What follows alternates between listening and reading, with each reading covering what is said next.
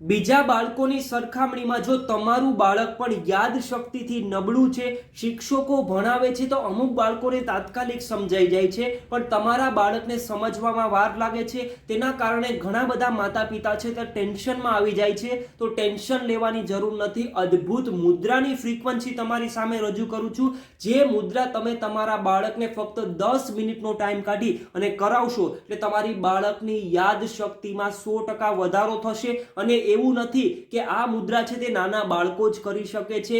નાના બાળકોથી લઈને કોઈ પણ ઉંમરના વ્યક્તિ છે તે આ મુદ્રા કરી શકે છે અને યાદશક્તિમાં વધારો કરી શકે છે. આ મુદ્રાનું નામ છે કુબેર મુદ્રા. કેવી રીતના કરવાની? લાસ્ટ બંને ફિંગરને આવી રીતના વાળી અને અંગૂઠો અને આ 3 ફિંગર છે તેને તમારે આવી રીતના જોડી લેવાની છે. ઘૂંટણ ઉપર હાથ રાખી સવારે ખાલી પેટ તમારા બાળકને કુબેર મુદ્રા 10 મિનિટ કરાવવાની છે અને તમે ખુદ પણ 10 મિનિટ કરી શકો છો. તમારી યાદશક્તિમાં અથવા તમારા બાળકની યાદશક્તિમાં 100% વધારો થશે.